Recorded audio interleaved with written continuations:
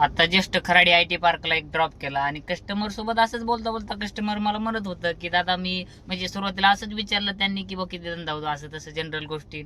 परत बोलता बोलता असा विषय निघाला की आम्ही इंस्टाग्रामला अशा रील्स बघितल्यात की आम्ही गाडी आमच्याकडून तुम्ही गाडी घ्या आम्ही तुम्हाला कंपनीत पण लावून देऊ आणि मस्तपैकी 70-80 हजार पॅकेज मिळेल तुम्हाला.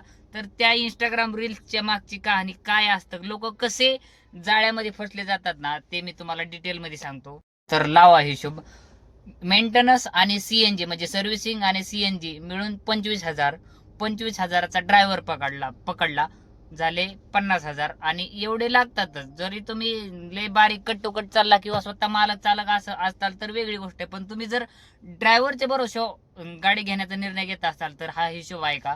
25,000चा सीएनजी त्यामध्ये सर्व्हिसिंग पण आणि 25,000चा ड्रायव्हर आणि 15,000च्या प्लसच असतो हप्ता, पण 15,000 हप्ता पकडा झाले 65,000.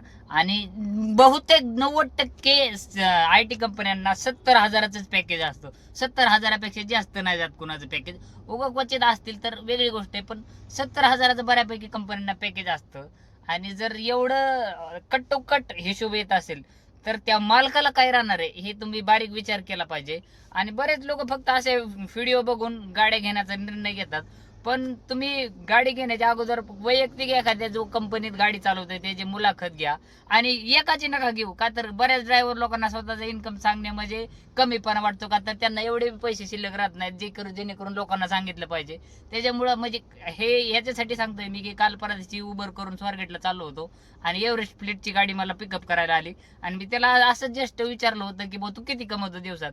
तर तो मोकार बडा आहे हाणायचा, मी 3-4 हजार कमवतो दिवसात. म्हणलं दाखव मोबाईल. तर दाखव म्हणलं तर ते नाही दाखवे, त्याला माहितच नाही मी पण ड्रायव्हर आहे, मी पण हेच धंदे करतोय. म्हणजे असं बढाया हाणणारा एखादा ड्रायव्हर जर भेटला तुम्हाला तर तुमची तिथं सुद्धा फसवणूक होऊ शकते. त्याच्यामुळं तुम्ही 5-6 ड्रायव्हरांना तरी विचारा की खरंच या बिझनेसमध्ये तथ्य आहे का. आणि ड्रायव्हरच्या भरोश्यावर जर गाडी घेणार असाल असे व्हिडिओ बघून तर एक सावध व्हा.